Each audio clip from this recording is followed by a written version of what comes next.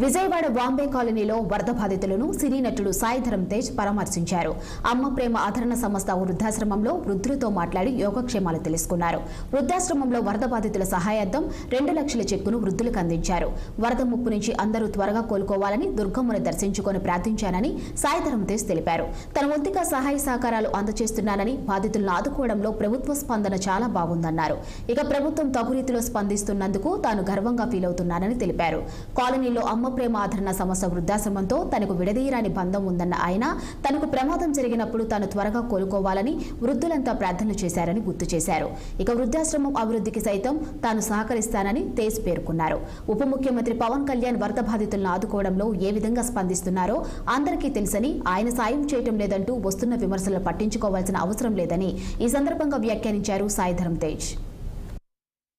నెరవేరుస్తారు కదండి, సో చాలా గర్వంగా ఉందండి. చెక్ ఇవ్వడానికి కలిస్తే కలవచ్చండి, తిరిగి ఇంకా ఎవరు కలుస్తుందని తెలుస్తాను.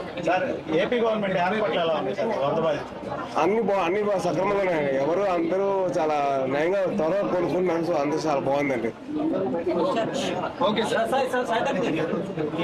డిప్యూటీ సీఎం గారు తెలంగాణ ఏపీ కలిపి 6 కోట్ల రూపాయలు ఇచ్చారు. ఇచ్చినా కానీ పవన్ కళ్యాణ్ అసలు వరదలు ఎక్కడ జరగలేదని కొంతమంది మాట్లాడుతున్నారు.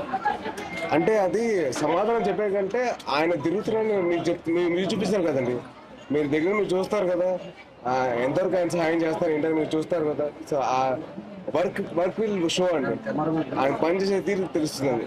అది చెప్తే అది మన పని మనం చెప్పుకోవడం ఏంటంటే అది జరగాలంతే చేసుకుంటే. జగిత్యాల జిల్లా కదలాపూర్ మండలంలోని